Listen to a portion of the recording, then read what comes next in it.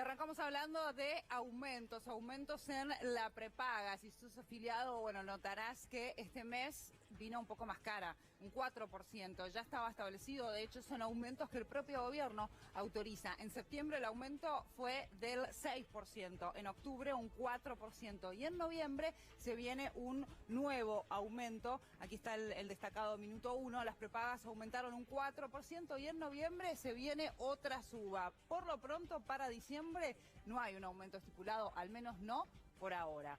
Las prepagas aumentaron un 4%, se trata del cuarto mes consecutivo de incremento y en noviembre vuelve a subir la cuota. En los últimos 4 años los aumentos superaron el 280%. El gobierno autorizó en agosto un aumento del 4% a partir de octubre y otro 4% desde noviembre de las cuotas de los afiliados a las empresas de medicina prepaga.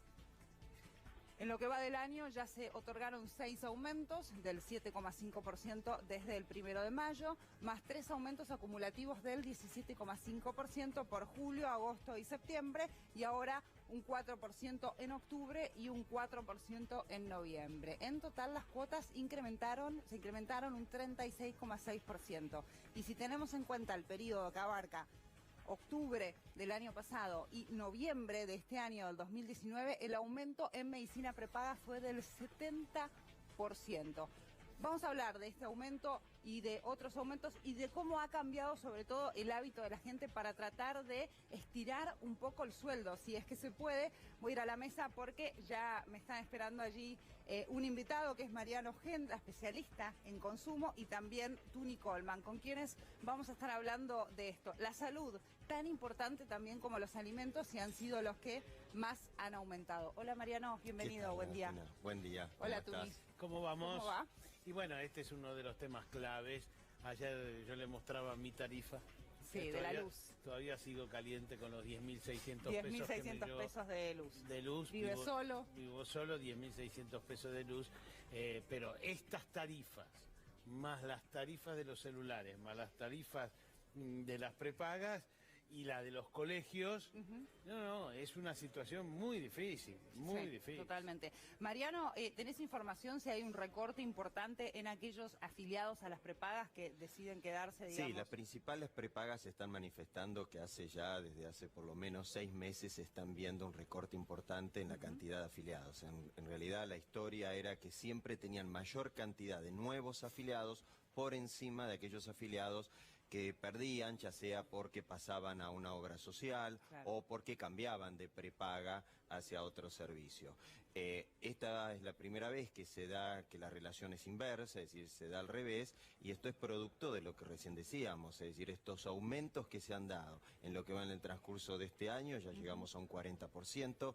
Recordemos que en el 2016 las prepagas en total durante todo el año tuvieron un aumento del 32%, en el 2017 31%, en el 2018 llegamos al 41%, claro, y este año vamos a terminar en otro 40%, como bien vos lo detallaste hace unos minutos. Y son pocos los sueldos que han aumentado eso, y si es que lograron ese aumento en el sueldo, no estamos hablando solamente de equilibrar con el aumento en la prepaga, sino que ese mismo aumento, quizá un poco más, un poco menos, se traslada al aumento en los servicios, como decías vos, Tuni, en el caso de la luz, en los aumentos también en los alimentos. En el transporte, en la canasta escolar, en la canasta alimentaria, en el día a día, las expensas, todo. El día a día nos es muy pesado el día a día, la verdad, llegar a fin de mes es extremadamente difícil, ¿no? En el caso de las prepagas están aquellos que eligen quedarse con su obra social o utilizar la salud pública,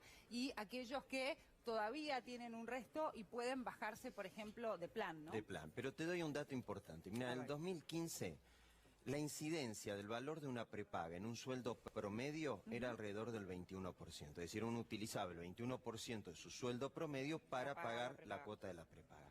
Hoy en día ese índice subió al 31%, es decir, 10 puntos más. Necesito un 31% de mi sueldo para pagar esa prepaga. En materia jubilatoria, no usemos la mínima, usemos una jubilación media. En el 2015 la incidencia era del 55%. Hoy en día llega al 72%. Es decir, que el jubilado ¿no? Si está pagando una prepaga, además del servicio propio, tiene PAMI, etcétera, si tiene que pagar una prepaga, tiene que disponer del 70% de su jubilación para tener un servicio de salud digno y obviamente que le permita vivir sanamente y con salud. Claro. Es una locura. Sí, Imagínate, visto es una así, locura. es la proporción que hay que gastar del salario, o en el caso de los jubilados de la jubilación es una proporción muy, muy grande, considerando también que la canasta básica, o lo que nosotros conocemos como la canasta básica de los jubilados, es aún mayor que la de la general de la población, ¿no? Claramente, y con un índice de pobreza del 35%, y con 1 de cada 2 chicos de la Argentina pobres, y vamos a terminar con una pobreza del 38% a fin de año, conforme lo hemos visto todos los índices. Es decir, la situación es caótica. ¿No? Esto hace además que lo que vos tengas libre para, digamos, después de pagar los servicios de los que estamos hablando, lo que vos tengas libre para comprar otras cosas, eso es lo que explica que bajó el consumo de casi todo. Claro. De alimentos, de textiles, de calzado, de todo lo que quieras. Es decir, que eso compromete toda la estructura de empleo de la Argentina. No solamente han cambiado nuestros hábitos de consumo, en lo que consumimos y cuánto consumimos, sino también ha cambiado los hábitos en la forma que pagamos. El argentino no estaba acostumbrado a pagar los alimentos con tarjeta de crédito. Hoy en día la clase media está altamente endeudada porque los alimentos, ya no porque cambio el televisor, cambio la heladera, compro esto, es decir, busco un producto con un alto valor agregado que mejore la calidad de vida. Estamos hablando para el consumo diario de alimentos, utiliza la tarjeta de crédito. Obviamente llega a fin de mes, viene la liquidación, esa liquidación no se paga el total de la tarjeta, siempre queda saldo deudor y con tasas del 150, 180% es imposible, se termina transformándose en una bola de nieve que, como bien recién decían ustedes, esto es totalmente impagable, y además el alto nivel de endeudamiento en el cual uno va cayendo obviamente en esta trampa, es una trampa Por lo mortal. pronto, Mariano, los datos que se tienen, los últimos de consumo en supermercados, bueno, bajó un 12,7%, son los datos del consumo de julio, esto es en comparación a julio del año pasado. ¿Cómo ha cambiado el hábito de compra en el supermercado? Digo, basta con ir y ver que ya no existen más esos carritos cargados de la compra, famosa compra del mes, ¿no? Claro, de los 15 días, diciendo, bueno, voy al supermercado una vez cada 15 días, lleno el chango, compro, lleno la alacena y con eso, no. Hoy en día la compra es diaria, es selectiva, es para consumir el día o a lo sumo 1 o 2 días siguientes, no mucho más. Se utilizan segundas, terceras marcas.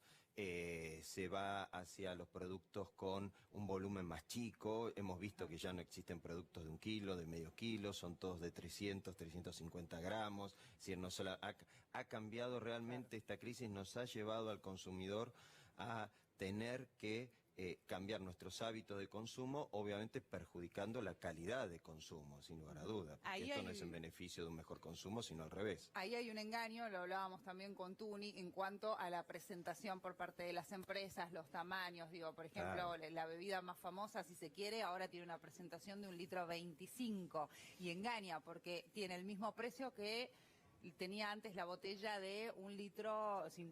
Exactamente, ¿no? Sí. Y el famoso, yo siempre digo, el dulce de leche de 1 kilo, medio kilo, que compraba mi mamá, que compraba de 1 kilo mínimo, hoy en día es de 300 gramos. Claro. Hoy en día es de 300 gramos, el mismo paquete, el mismo packaging, pero bueno, y vale lo que vale 1 kilo.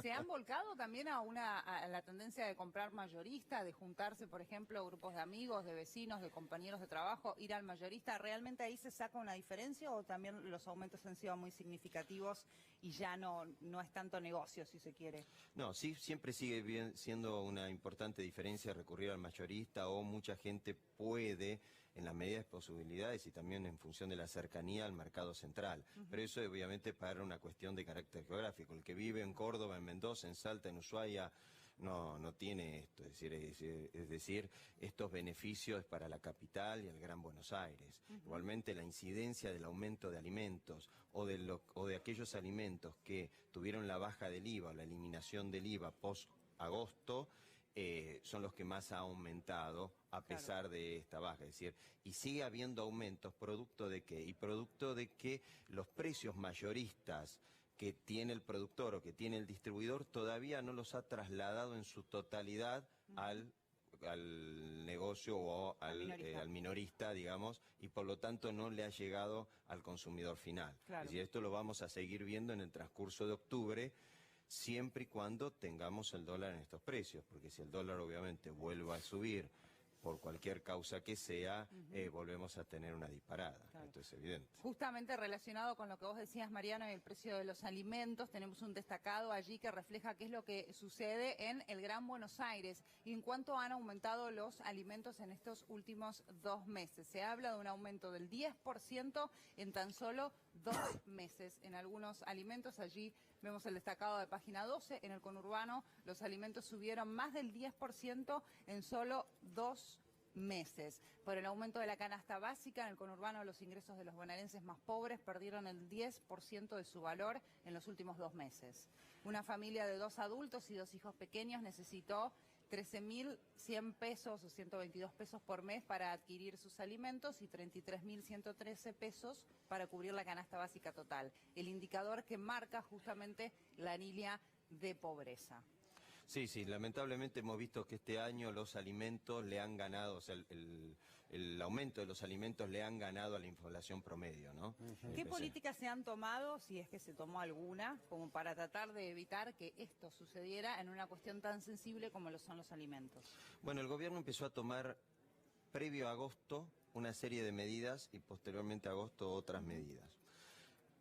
El problema está en que son medidas que, analizadas individualmente, uno puede decir, bueno, son buenas medidas, como la eliminación del IVA, como el tema de productos esenciales, el congelamiento de esa canasta de productos esenciales hasta diciembre, el programa de precios cuidados, que nos sirve como precios de referencia, ¿no?